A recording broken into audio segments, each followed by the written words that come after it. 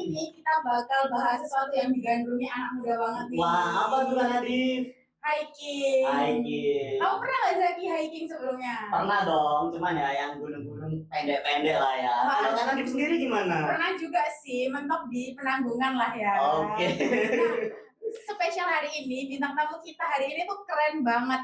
Wow. Udah daki kemana-mana ternyata. Wah, kayaknya kita harus tanya banyak sih tentang mereka ini. Yuk, langsung aja kita kenalan ya. Halo kakak-kakak. Halo. Bisa sapa dulu dong ketikers. Halo ketikers. Perkenalkan, aku Farel dari UPN semester 6. Halo ketikers. Saya juga nama saya Rega dari UPN semester 6 dari Prodi Informatika. Waduh, Mas Rega grogi nih. Kenapa nih kok grogi? Iya, kenapa ini? Biasanya di gunung nggak ketemu orang, di sini malah ketemu orang-orang. Udah kelihatan banget ternyata. Udah kelihatan banget ya jiwa-jiwa sepuh gunungnya ini. Iya. Paling sepuh dia ini. Oke. Oke, teman-teman pasti udah nggak sabar kan untuk kita tanyain seputar pendakian. Oke, kita langsung tanyain aja nih. Nah, pertama kali naik gunung itu kapan sih Kak? Dan tertariknya itu kenapa? Kalau aku sendiri tertarik itu jujur karena cerita-cerita dari om, tante gitu. Nah, pas mereka cerita kayak ada tantangan, ada horor, ada itu. Kan saya kan suka tantangan ini. Yeah. Nah, jadi saya ada tertarik dan saya mulai mendaki itu pas SMA. Pas SMA dulu sama teman SMA saya. Itu cuma berdua doang dulu. Dan awal mendaki itu di mana itu yang di Malang itu di Buta. Iya. Di Buta itu awal cuma berdua doang. Nah, pas itu saya baru tertarik dan saya pertama kali mendaki itu kan kata orang-orang kan pendakian itu bisa lanjut tuh dilihat dari awal pendaki. Iya, benar-benar. Saya kan kelihatan ini bakal pengen lanjut daki apa nyesel daki. Nah, di situ saya ketagihan daki karena emang pengalaman yang menarik lah dapat. Teman-temannya juga klub ya? Saya cuma 2 orang doang. Iya ya.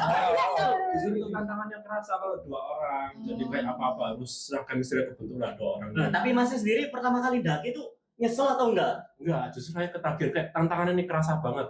Nah, saya sendiri kan suka tantangan ini. Iya. Nah, jadi kerasa banget. Kayak kan awal-awal nih pasti kurang persiapan, kurang apa gitu. Jadi kayak nyari survivalnya kerasa banget pokoknya. Kalau dari Mas Rega sendiri gimana nih? Pertama kali naik gunung itu kapan dan kenapa bisa tertarik gitu? Nah, aku itu pertama kali daki itu pas kuliah ini semester 2, masih awal lah. Iya. Nah, pas itu sebenarnya kalau lihat gunung itu takut ya. Soalnya jujur saya ini awalnya fobia ketinggian. Beneran nih kalau lihat ketinggian itu agak grogi gimana gitu. Tapi entah kenapa kalau lihat gunung itu kepingin tuh lihat alamnya yang indah gitu loh. Masya Allah. Ya, Suasananya hijau, damai juga damai, kan, asli ya. gitu kan. Nah, pas itu aku diajak teman-temanku, ya termasuk ini Mas Farel juga ini. Oh, kalian berarti daki bersama terus berarti? Nah, awalnya dia tuh gak suka daki, saya ngajak daki. Waduh. Keren, menginfluence berarti ya? Nah, kan gak nyesel kan aja. Wah, ini kayak ceritain dulu nih ya. Oke, lanjut Jadi, Mas. pas itu diajak ke Penanggungan. Nah, Penanggungan katanya kan gunung buat pemula. Iya. Tapi yang tahu-tahu aja. Yang Enggak sih, itu tahu-tahu aja. scam. Scam ya teman-teman ternyata itu. Tahu-tahu aja nih. Ya. Nah, awalnya ya kalau karena kena tadi itu yang pemula itu kan. Jadi ya aku gas aja gitu, pas itu diajak dadak juga sih hitungannya tuh malam. Nggak rencanain malam, paginya langsung berangkat. Jadi awalnya ragu-ragu gitu, tapi ya nggak apa-apa lah sama teman-teman juga mikirnya kan. Nah, udah aku gas dan jujur pengalaman awal sebenarnya menyakitkan ya. Soalnya Karena mungkin berarti ya. Selain cewek dia itu. Bukan naik gara-gara sakit ya. Tuh. Kayak naik. kan aku awalnya sehat, jadi karena itu sakit jadinya. Nah, sakitnya itu di kaki. Dulu itu pas awal tuh sampai maksimal gitu di kakiku sampai kram dua-duanya. Tapi karena dulu itu aku nggak mau ya daki tapi nggak dapat apa-apa nih. Jadi aku tetap maksain, tapi nggak boleh ditiru ya tuh maksain ya. Kalau emang nggak buat, mending turun. Puncak nggak kemana-mana kok teman. Benar. Nah kan niatnya nih puncak Penanggungan, tapi karena udah maksimal pas itu, ya agak belok dikit nih puncaknya ke puncak Saraklompo. Sama-sama puncak ya. Yang penting puncak. Nah, yang penting puncak. Agak Yang maksud dikit ya apa-apa. Yang penting pulang dengan selamat dong. Nah, itu paling penting nah. itu. Paling penting. Nah, untungnya bisa sampai Saraklopo dan jadi apa ya? Suka banget jadinya malah meskipun tersiksa, badan tersisa kaki apalagi, tapi tetap apa ya? Besoknya tuh kayak kepingin lagi tuh Oh, lihat pemandangan nagih seperti ya. dulu ya nagih. Kalau boleh tahu nih, penanggungan fee apa nih yang nyakitin tadi? Jujur, aku kan udah nyobain dari 3 via itu udah aku cobain semua. Apa aja tuh Keren banget, apa aja tuh 3? Pertama awal banget tadi Jolotundo. Itu. Terus kedua ada Tamiajeng, sama yang ketiga itu ada Kedungudi. Nah, di antara ketiga ini yang paling nggak mau saya ulangi itu Jolotundo. Beneran. Kenapa tuh kok nggak mau diulangin? Kan seru sih Jolotundo. Iya. Iya. Kan treknya kalau nggak salah ya batu-batuan kan ya. Hmm. Dan candi-candi Ya. kan bagus itu. Ya apa ya? Kayak jauh banget tuh jujur ya. Di antara ketiga itu aku ngerasain masa tempuhnya itu yang paling lama Jolotundo. Entah kenapa. Nggak tahu ya. Kok lama banget itu. Dulu kenapa kok kita ngerasa masa tempuhnya lama? Itu soalnya kesasar. Oh. Kesasar itu kan dulu kan di Jolotundo awal itu kan kita kan dikasih peta gitu ya. Iya iya. Nah terus kita tuh di briefing sama orang posnya. Lewat sini bisa ya orang base campnya. Lewat sini bisa. Jadi kita berasa apa ya? Berasa kayak Ya nembus jalur Kenapa? buka jalan, buka jalan. semakin ke atas, semakin gak ada jalurnya, kosong kanan kiri, gak ada siapa-siapa. Akhirnya kita bayar lagi turun. Nah kalau tadi emang kan akan bawa Rega sama beberapa temanku yang awal mendaki, jadinya nggak lanjut. Akhirnya kita belok ke Saraklopo tadi. Sedangkan kalau ke Saraklopo itu bukan jalur utamanya, setelah jalur Tundo. Jadi kayak apa ya? Bilangnya itu lintas jalur. Kamu dapat dibolehin lintas jalur. Oh iya, kalian kan pertama kali daki semester 2 tadi ya. Itu emang jalur baru sih di sana itu ya. Yang naiknya nanjak banget itu kan. Itu kan sempat salah jalan tuh kan. Itu jalur baru sebenarnya. Cuma masih belum dibuka Kak. Cuma kalian maksa. Iya, nggak tahu ya. Kita lewat aja.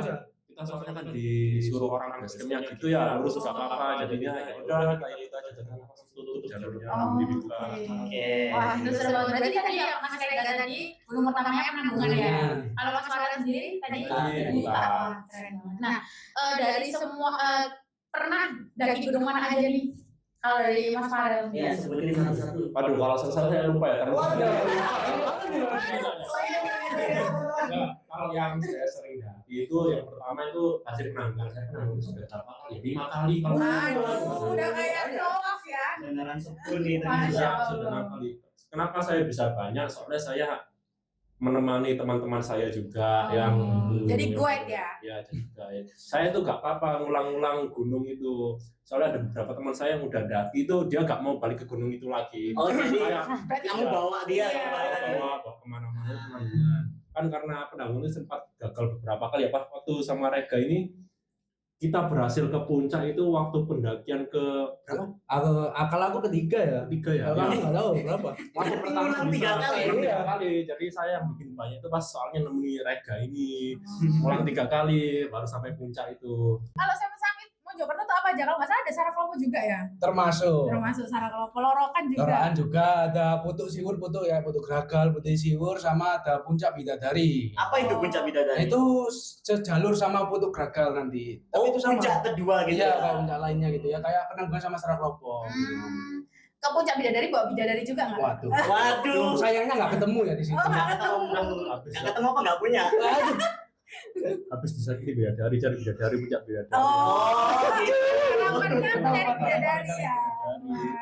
Nah, kalian kan suka mendaki kan? Kira-kira kalian itu harus persiapin apa sih buat mendaki itu? Apa aja yang Apa aja yang dipersiapin?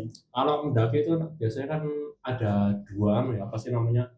Dua apa ya kalau ngomong ya? Pokoknya dua cara lah. Oh, Kayak- tektok sama tektok, camping. Sama Iya. camping. Iya. Kalau tektok itu kayak ya udah kita habis naik langsung turun, nggak pakai nginep, nggak pakai camping, nggak pakai apa. Kalau misalnya camping ya udah kita camping misal 2 hari gitu kita nginep dulu. Nah kalau misalnya tektok itu juga tergantung gunungnya. Misal kalau gunungnya gunung pendek-pendek gitu ya udah cukup bawa air putih sama logistik. Bawa tas juga nggak? Oh iya dong. Pakai apa? Mau pegang pakai apa? Mungkin pakai tangan, pakai apa? Cukup bawa air sama logistik seperlunya lah, kayak apa saya biasanya bawa sosis. Nah, sosis. Sudah jadi gitulah. Oh, iya. Terus sama yang paling penting itu jas hujan sama senter. kalian jangan sampai gak bawa dua ini juga, soalnya saya pernah itu lupa bawa jas hujan.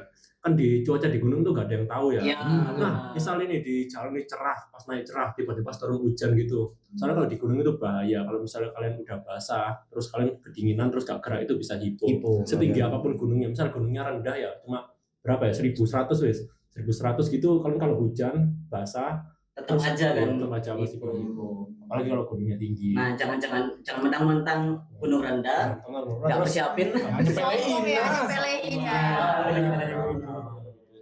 Kalau untuk yang nggak nekat tadi ngecamp itu apa aja yang Kan perlu itu tergantung ya. Misal kalau emang gunungnya, kan sekarang banyak gunung yang punya warung, udah punya apa gitu. Misalnya dulu saya itu di Buta itu gak ada warung. Jadi saya itu lengkap kayak bawa tenda, matras gitu, itu emang buat campingnya. Kalau misalnya kalian camp itu penting bawa tenda, flysheet itu buat biar gak kehujanan. Iya. Tenda ya? Ya, buat atasnya tenda itu sama matras penting. Kalau misalnya gak pakai matras kalian juga bisa hipo nanti. Kalau tidur di matras itu. Sleeping bag juga wajib ya berarti. Kalau sleeping bag itu gak wajib ya. Kalau misalnya kalian emang mau tidur nyenyak, itu bawa sleeping bag. Cuma saya dulu gak pakai, berat. Ada. Gak hipo berarti? Enggak. Wah, keren. Pokoknya di dalam tenda itu jangan basah sama pakai flysheet. Udah, itu pokoknya jaga biar gak ada angin yang masuk dalam tenda.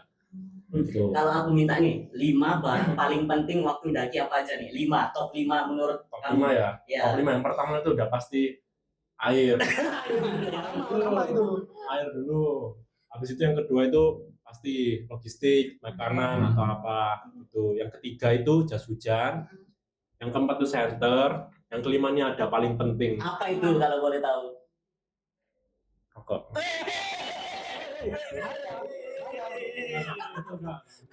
Ya, itu paling penting nomor 5 ini. Kalau nggak semangat ini nanti. Kalian sendiri pernah bawa hal aneh nggak waktu daki? Entah di carrier atau apa gitu? Bawa barang-barang yang agak Yang kita kemarin itu ke Penanggungan ya. Penanggungan. Yang kita Penanggungan itu kan nggak ada ya. Saya cerita dikit ini. Iya. Kapan itu waktu saya ngajak ini ke berapa? Pokoknya pendakian keduanya ini ke Penanggungan. Itu kayak kita dadak banget malam, terus kurang persiapan. Jadi kita nggak sempet beli apa ya?